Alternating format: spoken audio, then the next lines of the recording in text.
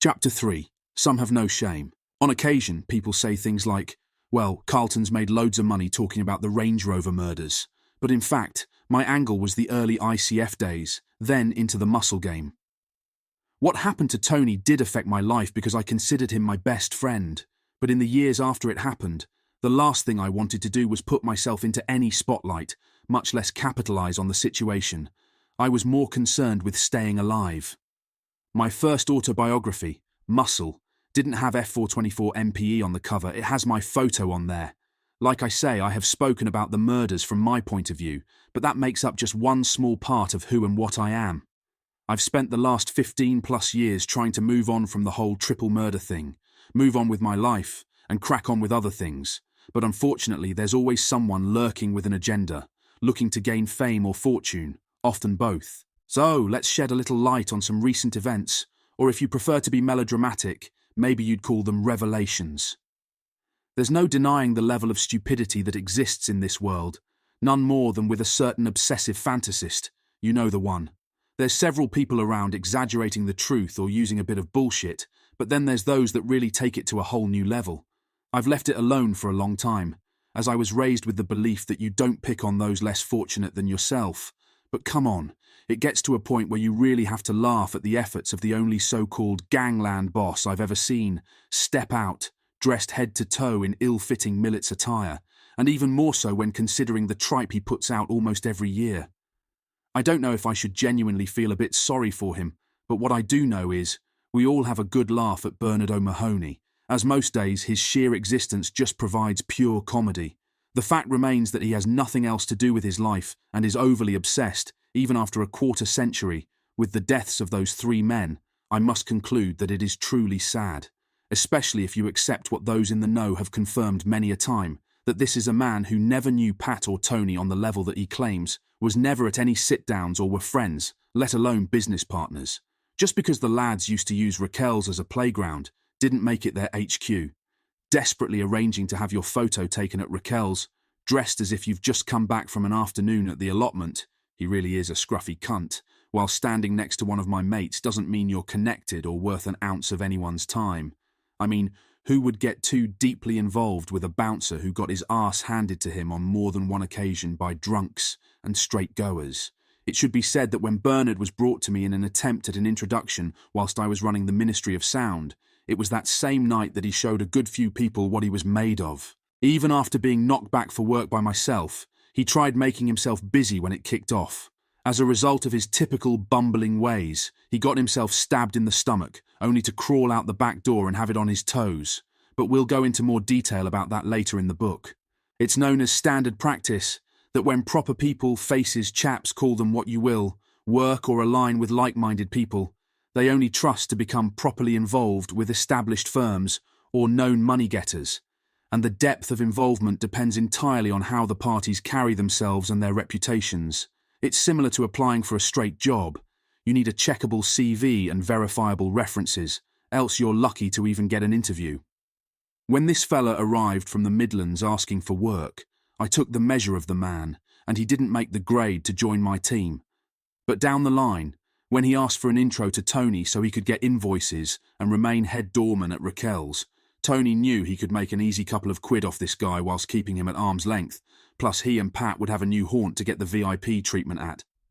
The reason Bernard's attempts to advance into the Essex or London underworld were continually failing is because no one that had ever worked with him or for him could give reference to that. Plus, no one, not to mention proper people, liked the way he conducted himself. He was a very odd man, to say the least, who acted strangely. For example, look at that photo he uses all the time of him gurning next to Tony, or the photo of him outside the club. He'd asked the club photographer to take a photo of him and his pal, but Tony didn't even know he was about to be photographed. Do you really think he'd have had his picture taken in that state? His eyes were almost closed. I'm not sure if the latest generation even believed the tale of this guy driving down from Birmingham to Pitsea and taking over Essex, not knowing anyone, no crew wrapped round him, just him alone rocking up. Next thing he's a top boy running things.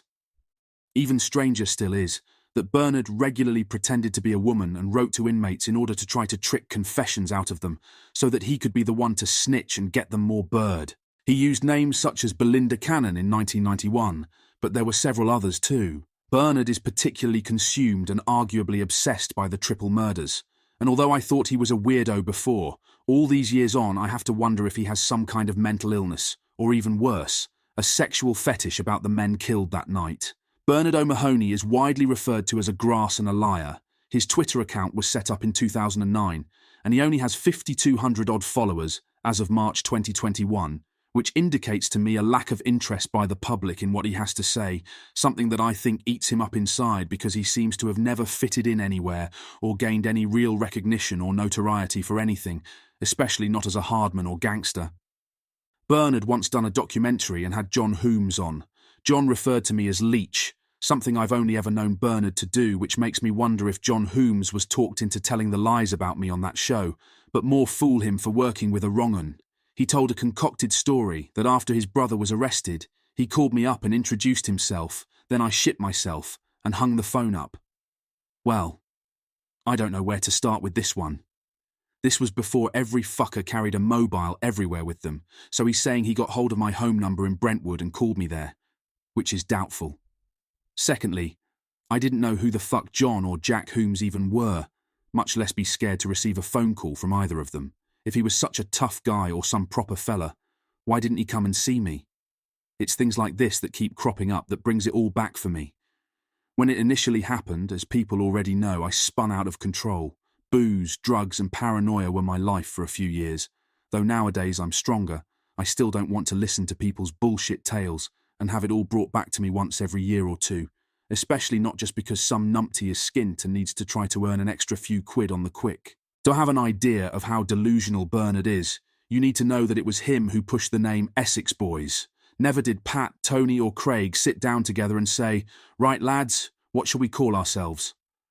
No group of mates doing a bit of graft together ever sat around and named themselves. Teenagers have gang or group names, not hardened criminals out to make serious money. The idea that there was a group of grown men going around calling themselves the Essex Boys just further proves it was concocted on a journalistic level. On one hand, Bernard regularly says that he didn't want in on their drug deals and other shenanigans, but on the other hand, claims he's the founding member of the very gang that dealt with vast amounts of drugs. Which one is it? So here you have the man who called his book "Wanna Be in My Gang," but when his gang gets accused of supplying the drug that killed LB, may she rest in peace, he not only denied any knowledge or involvement, but instead started grassing dealers up. How can you be a gangster and also expect to earn recognition as a crime writer when you're a known grass? Isn't it crazy to think that a big, tough, switched-on and widely feared bouncer who's running Essex didn't even realise, thus didn't do anything to stop copious amounts of Class A being sold and consumed in his venue? Nowadays, his level of resentment and jealousy knows no limits, and is easily seen when he has commented from afar about some of the old boys who have made commendable efforts in projects and given stories about their previous lives in crime. Bomb, being the lowlife that he is, has referred to them as grave dodgers and all manner of derogatory terms that you'd expect to hear from a policeman or a 7-year-old, bearing in mind he spent years of his life desperately trying to become one of them, or make money from their names and reputations. That disrespectful nobody should know that these chaps are people that have actually lived the life, and his continued cowardice is only a sign of his disconnect and discontent. But if we're to play in the gutter, it's better to be a grave dodger than a grave robber. Nobody likes a turncoat, Bernard. I've come to realise that this person's attempts to stay relevant and to find a new generation of youngsters to believe his tales are all he has left in life. It's not just the lies that damage his credibility now either. People can plainly see that he keeps doubling back, switching sides, changing alliances. He was up the craze arses for years. Next thing he's slating them publicly. And the same story is true of others he's latched onto and tried to suck blood from, much like a parasite. On 7th February 2021, in a publication called Birmingham Live, there was an article by a Mike Lockley. In this article, O'Mahony bitterly slags off Pat, Tony and Craig, which is to be expected. Then the article claims that Bernard made his name as a football hooligan, which is a new one on me and a lot of lads from firms all over the country. Then there's something about him working as an armed police-type officer, tells us something, doesn't it, in South Africa at the end of apartheid, before coming back to the UK to be a feared mobster. I've never met anyone proper who's been scared of Bernard. Does nobody ever stop to question that if Bernard was so powerful and feared, why didn't he take over all the doors in Birmingham instead of keep moving from one place to the next, trying to find a feeling of acceptance from anyone that would have him? The best part in this article for me is when Bernie slags off the Krays. Yes, you read right. A nobody like Bernard O'Mahony said that the Krays were a pair of clowns. For all their alleged wrongdoings but known standing in the world of organised crime, I find it a bit rich for a nobody like Bernard, slagging off two dead men who were actual gangsters. Here we have two men known within the criminal fraternity that actually ran East London, who had a criminal enterprise that stretched into other countries, a life and legacy that still lives on to be questioned by someone that couldn't even run a door. Regarding more recent history, take a look at what Bernard did to the family of Paul Massey. Once again, he weaseled into somewhere he didn't belong and fucked people over, but only after the head of the family died, of course, else he wouldn't have had the bollocks to do what he did. Once again, he slopes off into the darkness, but on the plus side, Manchester is probably rid of him now as he'll be too scared to rock up there anytime soon. In a similar turnout, I'm told he rocked up in Ireland, thinking of staying, but was politely asked to jog on by some friendly local lads, who must not have appreciated his presence. Here's another prime example of dragging up the past for questionable reasons. December 2020, and we're told that Stephen Ellis knows who killed the lads in the Range Rover. But wait, the YouTube channel needs 1,000 subscribers before the video will be made public. Why is that? I'm told that you need 1,000 people subscribed to a channel before you can monetize the content, so is the motive behind this purely monetary? Let's analyze the big confession, shall we? When Tony told me that they were going on that bit of work, he told me they were picking MS up, no mention of any Damien, who also has never been spoken of in any credible publication on this matter, that I'm aware of, ever before. Conveniently, this Damien is uncontactable due to him being a grass. Another point that I've always considered in all of this is that about 9 months before the murders, Tony had gained access to a shooter with a suppressor, just for emergencies. Once he had it, he stashed it away. He didn't walk about with it, but it was there as insurance. Pat also had a small arsenal of readily accessible guns if he needed one. Those three were almost always tooled up, not with shooters, but at least with a blade, knuckle dusters or some CS. It's pretty standard stuff in that line of business, and especially since they were doing so much gear, they were paranoid as fuck. Strangely, not one weapon was found on any of them by police, nor in the car, which very strongly suggests that whoever took them there that night was known to them and also trusted by them and posed no real threat, which rules out this Damien fella as the one who led them there, for the simple reason that nobody knew Nipper's mate Damo, so they would have tooled up to go anywhere with him. Having never done martial arts in his life, Nipper is sitting in an MMA gym, and I must ask, what on earth was he thinking, about to drop the biggest revelation in Essex underworld history, and he's dressed in a woolly Christmas jumper? How can we all be expected to take a man seriously if he can't even take himself seriously? Never once looking at the camera, he answers a series of questions around the subject of the Essex boys, tediously saving the so-called best bit till last. I'm guessing this was to build some theatrical suspense. When mentioning me, he confirms some things I've previously said, such as the fact that I helped him out by speaking to the lads about leaving his family out of their dispute, and that he asked me to shoot him in the head because he couldn't cope anymore. Most who have seen the recording will pick up on the sheer contempt in Stephen's voice when he talks about me. Now add that to when he done an interview with Bernard and was calling me names. You like me will probably be wondering what his problem is with the only man who tried to help him out. Incidentally, when he called me in tears fearing for his life, why didn't he call his buddy, the self-proclaimed leader and founder of the supposed Essex Boys gang? A few people have suggested to me that it can only be through bitterness and jealousy that the man wastes his energy, harbouring such contempt for someone who helped him. Nipper seems to want to earn money, maybe for some better-fitting clothes, and gain recognition, but he's had no success at either, so I wonder if this could be the source of his problem with me. But do I care? No, not in the slightest. If he was a man I respected, I would have spoken to him about it. But he's no gangster. He failed at everything he ever did. He was a burglar, a very disrespected level of crime by proper villains, that got caught and banged up, and when he didn't get caught, he blew his spoils on drugs and became a junkie. He even tried to shoot Pat dead while Pat held his son in his arms. Imagine that being the pinnacle of your career and claim to fame. Yes, he tried shooting Pat from the shadows whilst Pat was holding his infant son, whereas a man would have confronted him face to face. In his true form, Nipper fumbled and missed the kill shot. Then when Tony went to Nipper's house to beat him up for shooting Pat in the arm, Nipper tried to shoot Tony and Craig, but again fucked that up. He thought he'd gain fame through the documentary and book with Bernard, but by Nipper's own admission, that was a complete fuck-up too. Possibly the biggest mistake of Nipper's career as a failed criminal was what led him to fall out with Pat in the first place. Nipper told the lads that he and his pal had $100,000 worth of some valuable documents that had been chored out of the post office, for which I had a buyer. So I let Pat and Tony put a deal together and said to give me a drink out of it. The goods that Nipper had offered up never emerged, and Pat, not pleased at looking like a mug, flipped his fucking lid and told Nipper he'd get him for putting him in such a position. On to the actual shootings now, and we're asked to believe that two men in their prime, fit as fuck and paranoid as hell, watched Craig get shot to death in the driver's seat, and they patiently waited in their seats as Nipper's dad ran around the 4x4 in the snow to take aim and kill them too. Obviously preempting an element of skepticism from viewers, Nipper had an explanation ready for this, in that they were so stunned from the sound of the gunshot that they simply couldn't move. Well, a loud bang wouldn't stop many people from at least trying to clamber out of the door and escape, or even at least duck, but we know all three were found sitting normally. I could understand some kind of ringing ears-based concept if the shots had been fired inside the car, but they weren't. They were fired from several feet away in an environment with plenty around to help soak up the noise, like the snow and the trees. Plus the windows were closed on the motor. The police already said there was at least two gunmen, and I don't believe for a second this could be a one-man job. So why were spectators of the case treated to this well-put-together video now, around the anniversary of the murders and 4 years after Nipper's dad actually died? Nobody's going to drop their old man in it while he's alive, of course, but I fail to see who benefits from this, aside from Stephen. After all, if the wrong men got banged up, why leave them to rot for an extra 4 years?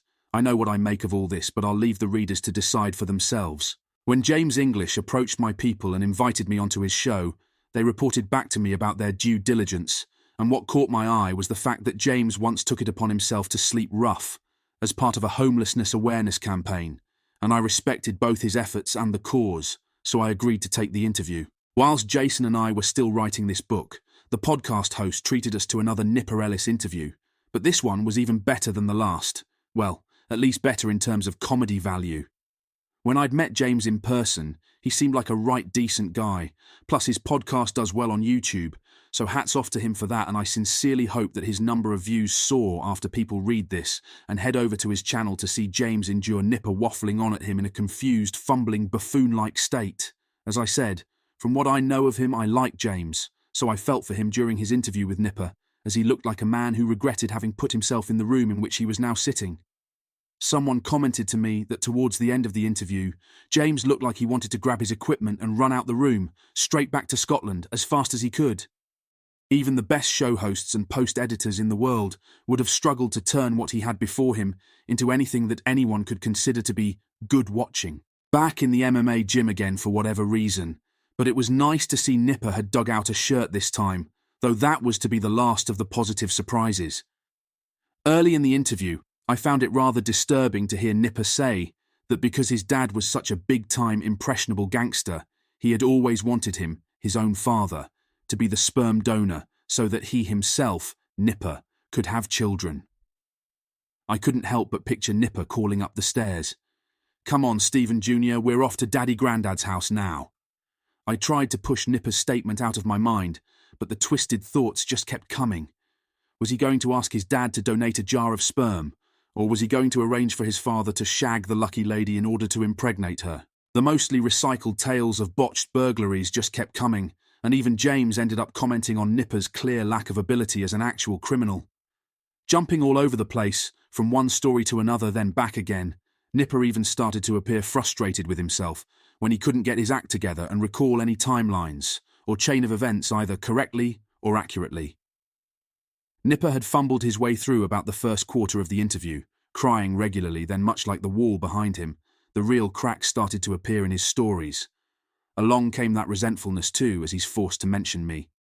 Tony came in with Carlton Leach, another hooligan, he reluctantly said in a flippant tone with extra emphasis on hooligan, as though a failed burglar is in some way a better man than a football hooligan. It must have pained Nipper to listen to James going on to say that I'd been on the show and he really rates me, Watch the clip closely and you'll see Stephen actually biting his tongue as he says that I'm just Carlton, and people don't impress him. I completely agree with Stephen that Craig was Tony's gopher, and I understand his lack of confidence when he sits and ponders whether Pat was actually his true friend or not. Pat and we were friends, and I'm sure we were. I know we were.